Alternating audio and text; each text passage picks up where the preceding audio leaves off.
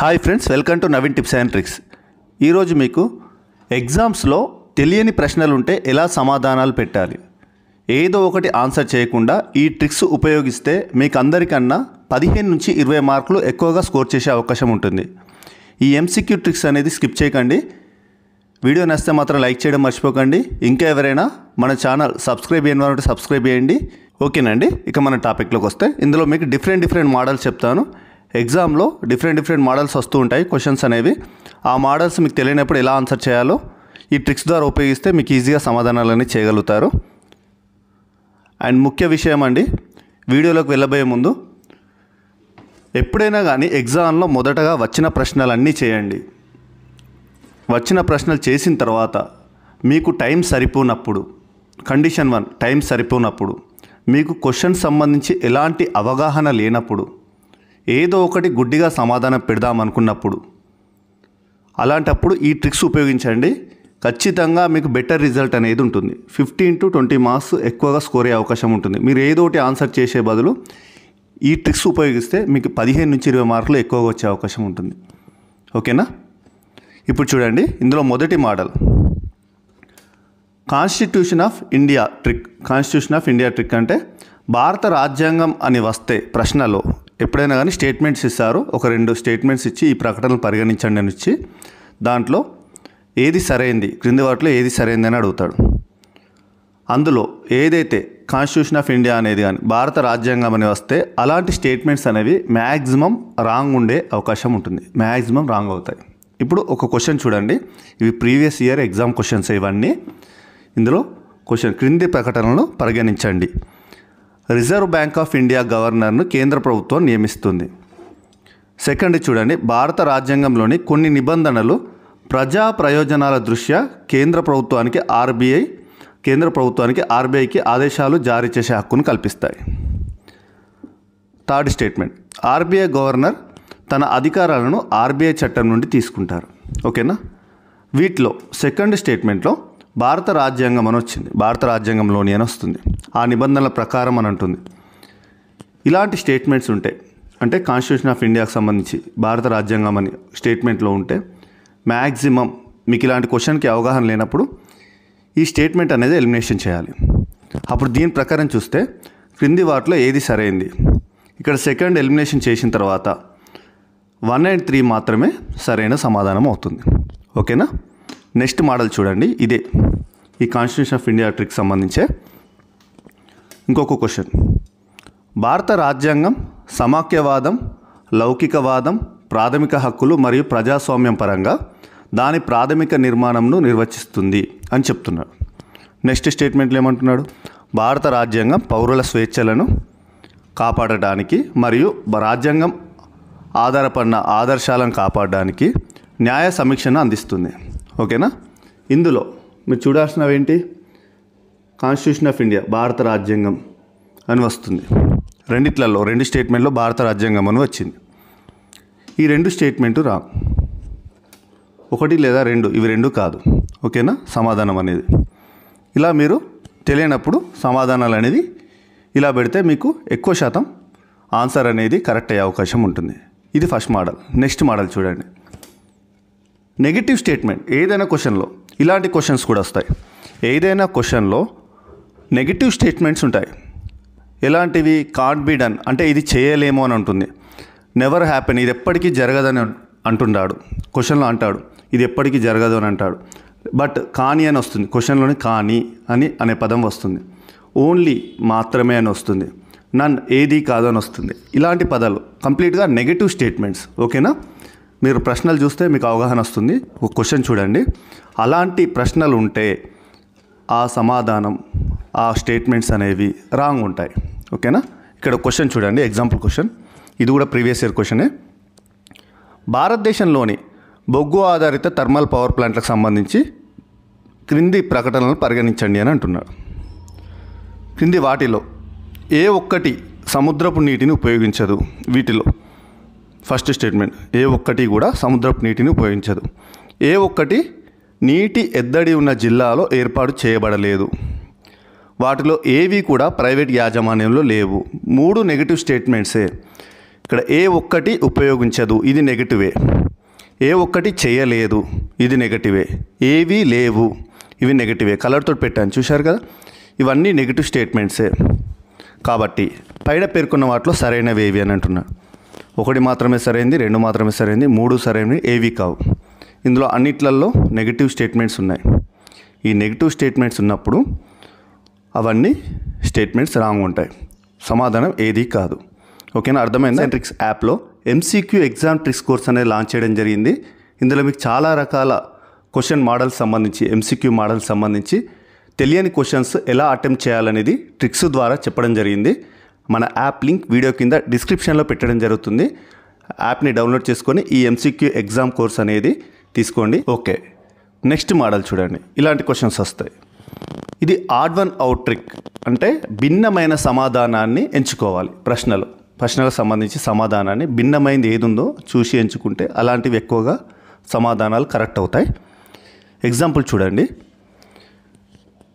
అంటరాని వారిని లక్ష్యంగా చేసుకున్న మొదటి మాసపత్రిక అయిన విఠల్ విద్వాంసక్ దీన్ని ప్రచురించింది ఎవరు అనే క్వశ్చన్ ఉంది.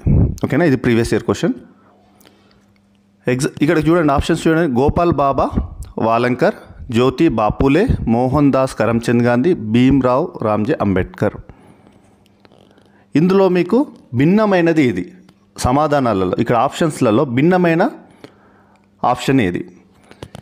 ఈ ముగ్గురు మీకు ఎక్కువగా తెలిసిన పేర్లు. ఈ ముగ్గురు పేర్లు జ్యోతి బాపులే తెలుసు, కరమ్చంద్ గాంధీ తెలుసు, అంబేద్కర్ తెలుసు.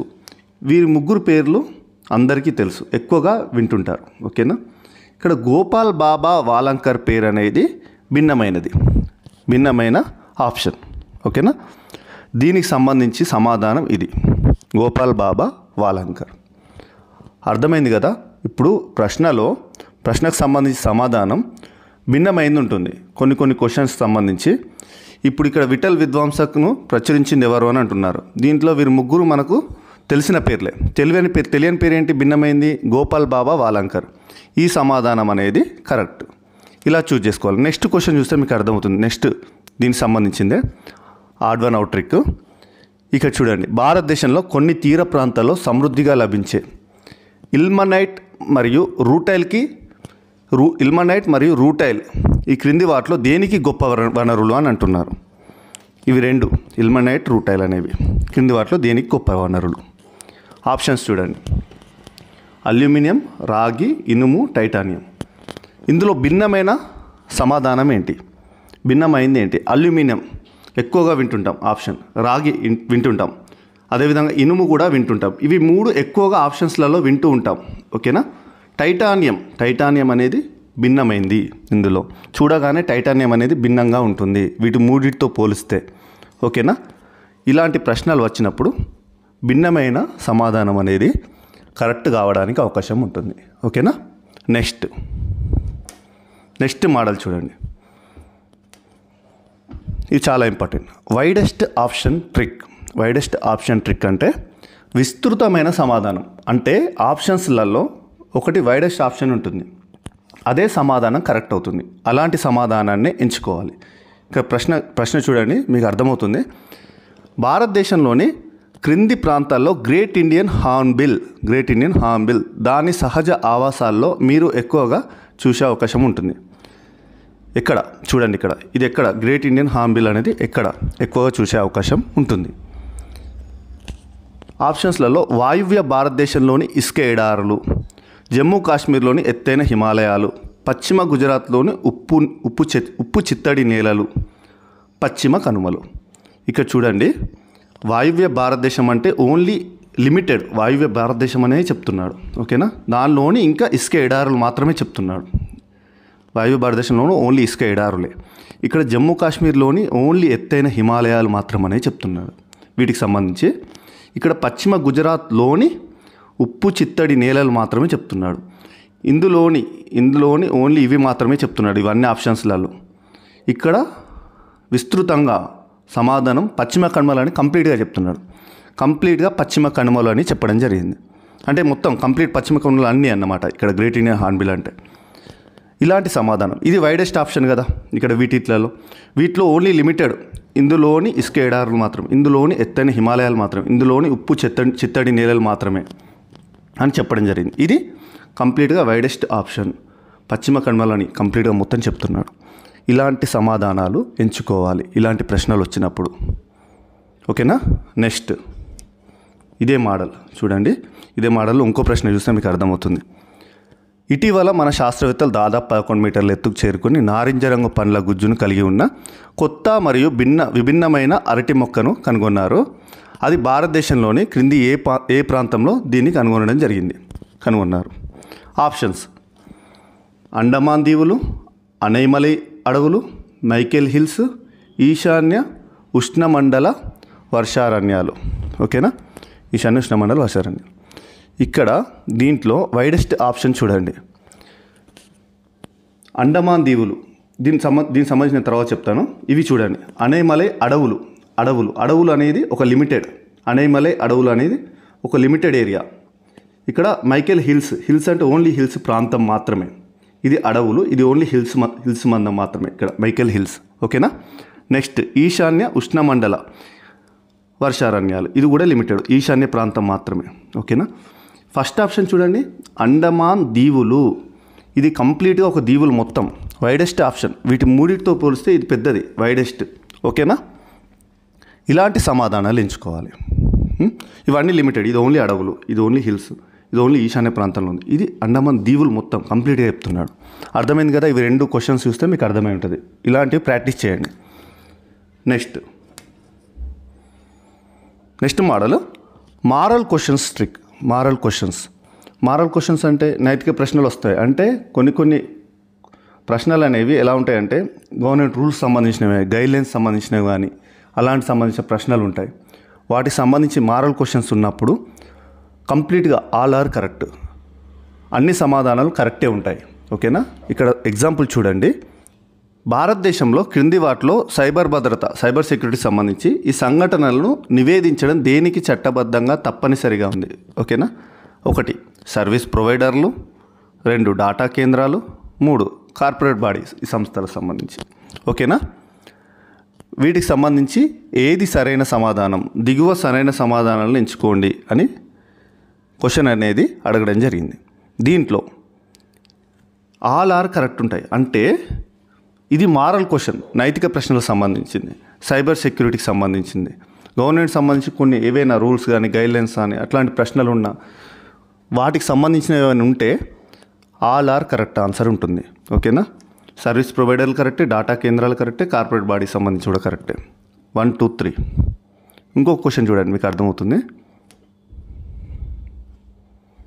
క్రింది వాటిలో దేనిపై మీరు bureau of energy efficiency star లేబుల్ని కనుగొనగలరు. దీనిలో bureau of energy efficiency star label దేనిపైన కనుగొనగలరు అని అంటున్నారు క్వశ్చన్. సీలింగ్ ఫ్యాన్లు, ఎలక్ట్రిక్ గీజర్లు, ఫ్లోరెసెంట్ దీపాలు. ఓకేనా. ఇలాంటి క్వశ్చన్స్ వస్తాయి. Complete all are correct. 1, 2, 3 అన్ని ప్రశ్నలు సరైనవి. నెక్స్ట్ క్వశ్చన్ చూడండి. సేమ్ ఇలాంటి క్వశ్చనే. క్రింది భారీ పరిశ్రమలను పరిగణించండి. ఎరువుల మొక్కలకు సంబంధించి చెమురు శుద్ధి కర్మాగాల పరిశ్రమ, స్టీల్ ప్లాంట్లు. ఓకేనా. వీటికి సంబంధించి పైన పేర్కొన్న ఎన్ని పరిశ్రమలను డీకార్బనైజ్ చేయడంలో గ్రీన్ హైడ్రోజన్ ముఖ్యమైన పాత్ర పోషిస్తుందని భావిస్తున్నారు. 1 మాత్రమే, 2 మాత్రమే, 3 ఏది కాదు. ఇలాంటివి సమాధానాలు. ఓకేనా. ఎన్ని పరిశ్రమలు, ఈ 3 పరిశ్రమలు ఈ గ్రీన్ హైడ్రోజన్ సంబంధించి ముఖ్యమైన పాత్ర పోషిస్తుందని భావిస్తున్నారు. ఓకేనా. 3 సరైన సమాధానాలు. ఇలాంటి ప్రశ్నలు వస్తాయి. ప్రాక్టీస్ చేస్తే మీకు అర్థమవుతుంది ఇలాంటి క్వశ్చన్స్ అనేవి. నెక్స్ట్ మోడల్ చూడండి. Brain signal trick. చాలామంది ఎగ్జామ్స్ రాసిన తర్వాత ఇంటికి వచ్చిన తర్వాత అనుకుంటారు, నేను ఇదే సమాధానం మొదటగా అనుకున్నాను, తర్వాత ఆలోచించి తప్పు పెట్టడం జరిగిందని. ఓకేనా. తర్వాత బాధపడుతుంటారు. చాలా వరకు ఇలా సమాధానాలు రాంగ్ ఆన్సర్ చేసి బాధపడ్డ వాళ్ళు ఉంటారు. ఓకేనా. ఇది అదే ట్రిక్. ఇప్పుడు చూడండి, బ్రెయిన్ సిగ్నల్ ట్రిక్ అంటే ఎగ్జామ్లో మీరు ఒక ప్రశ్న చదవగానే వెంటనే మీకు 4 ఆప్షన్స్ చూసిన తర్వాత ఫస్ట్ మీకు స్ట్రైక్ అవుతుంది, ఒకటే ఆప్షన్ స్ట్రైక్ అవుతుంది. ఈ ఆప్షన్ అనేది కరెక్ట్ అని బ్రెయిన్ సిగ్నల్ ఇస్తుంది. ఎందుకంటే మనం చదివింది మన మైండ్లో ఉంటుంది. మనం గుర్తుండకపోయినా మన మైండ్ అనేది సిగ్నల్ అనేది ఇస్తుంది. బ్రెయిన్ అనేది ఖచ్చితంగా మీకు ఒక సిగ్నల్ అనేది ఇస్తుంది. చూడగానే క్వశ్చన్ చూడగానే మీకు ఆన్సర్ ఇదే అని ఫస్టే అనిపిస్తుంది, చూసారా? అది ఆన్సర్ పెట్టండి. అప్పుడు ఎక్కువగా ఆలోచించద్దు. అంటే అలాంటి క్వశ్చన్స్ కొన్ని ఉన్నప్పుడు ఎక్కువ ఆలోచించద్దు. వాటికి సంబంధించి చిన్న ఐడియా వస్తుంది, దాన్ని ఎక్కువ ఆలోచించి వేరే సమాధానం పెడితే మాత్రం రాంగ్ అవుతుంది. ఓకేనా? ఈ బ్రెయిన్ సిగ్నల్ ట్రిక్ అనేది చాలా వరకు కూడా క్వశ్చన్స్ అనేవి కరెక్ట్ అవుతాయి దీని ద్వారా కూడా. Next, big option answer trick చాలా ఇంపార్టెంట్. ఇది ఈజీగా గుర్తుపట్టచ్చు. ఏదైనా మనకు తెలియని క్వశ్చన్ ఉన్నప్పుడు అందులో సమాధానాలు 4, ఇప్పుడు ఆప్షన్స్ 4 ఉన్న వాటిలో ఏదైతే పెద్ద ఆప్షన్ ఉంటుందో ఆ సమాధానము తెలియనప్పుడు పెడితే మీకు ఆన్సర్ అనేది 80% కరెక్ట్ అవుతుంది. 70 to 80% కరెక్ట్ అవుతుంది. ఇప్పుడు ఈ క్వశ్చన్ ఉంది, మీకు ఇక్కడ ఆప్షన్స్ అనేవి 4 ఉన్నాయి, మీకు వీటి గురించి ఏం తెలియదు. ఇందులో పెద్ద ఆప్షన్ ఏంటి? ఫస్ట్ ఆప్షన్ చూడండి, ఇంత పెద్ద ఆప్షన్ ఉంది, ఈ ఆప్షన్ అనేది చూజ్ చేసుకోవాలి. ఇక్కడ నెక్స్ట్ క్వశ్చన్ చూడండి, ఇక్కడ కూడా దీంట్లో కూడా సెకండ్ ఆప్షన్ చూడండి, చాలా పెద్ద ఆప్షన్, ఈ ఆప్షన్ చూజ్ చేసుకోవాలి. Big option answer trick. ఓకేనా? Next, closed answer trick. ఇది కూడా చాలా ఇంపార్టెంట్. మీకు ప్రశ్నకు సంబంధించి అవగాహన లేదు, 4 ఆప్షన్స్ చూశారు, దాంట్లో ఒక 2 ఆప్షన్స్ మాత్రం క్లోజ్డ్గా ఉంటాయి. క్లోజ్డ్గా అంటే సిమిలర్గా ఉంటాయి, దగ్గరగా ఉంటాయి. ఇక్కడ చూడండి, ఈ ఆప్షన్స్లో దీనికి సంబంధించి డిఫరెంట్గా ఉంది. ఈ రాష్ట్రాల కలిగి ఇండియా అనగా భారతదేశం అని పిలుస్తారంటున్నారు. ఇక్కడ భారతదేశంలో రాష్ట్రాలు అమెరికా తరహాలో ఒక ఒప్పందం ప్రకారం ఏర్పడినాయి కాదంటున్నాడు. ఇవి 2 చూడండి, రాష్ట్రాలకు ఈ కలయిక నుండి విడిపోయే హక్కు ఉన్నది. ఫోర్త్ ఆప్షన్ చూడండి, సేమ్ ఇదే విధంగా ఉంటుంది, రాష్ట్రాలకు ఈ కలయిక నుండి విడిపోయే హక్కు లేదు. ఒకటి ఉన్నది అని చెప్తున్నాడు, ఒకటి లేదని చెప్తున్నాడు. మిగతా అంతా సేమ్, రాష్ట్రాలకు ఈ కలయిక నుండి విడిపోయే హక్కు రెండిట్లలో ఉంది. అంటే క్లోజ్డ్గా ఉంది, ఒకటి ఎస్ అంటున్నాడు, ఒకటి నో అంటున్నాడు. వీటిలోనే ఆన్సర్ ఉంటుంది. ఇక్కడ 50% ఎలిమినేషన్ అనేది ఈజీగా చేయగలుగుతారు. ఓకేనా? ఇలాంటివి కూడా సమాధానాలు 50% మనము కరెక్ట్ చేయడానికి అవకాశం ఉంటుంది. ఇవి రెండిట్లలో ఆన్సర్ ఉంటుంది. ఇక్కడ ఆన్సర్ థర్డ్ కరెక్ట్. ఈజీగా మనం 50% అయితే ఎలిమినేషన్ చేయగలుగుతాం కదా, అలా మనం చూసుకోవాలి ఆన్సర్స్ అనేవి. ఇలాంటి ట్రిక్స్ అనేవి ఈ ఎంసీక్యూ సంబంధించి ఎగ్జామ్ ట్రిక్స్ కోర్స్ అనేది ఉంది మన యాప్లో.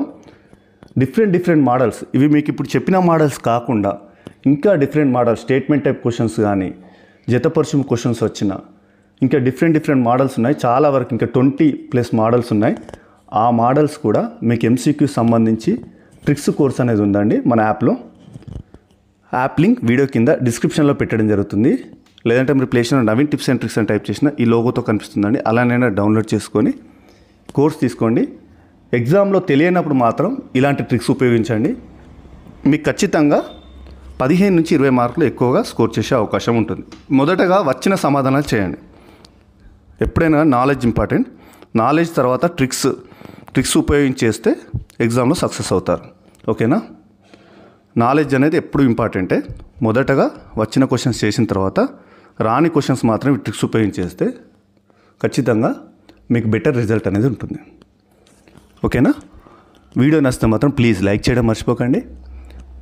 అదేవిధంగా ఇంకెవరైనా మన ఛానల్ సబ్స్క్రైబ్ చేయని సబ్స్క్రైబ్ చేయండి. Thank you friends, thank you very much.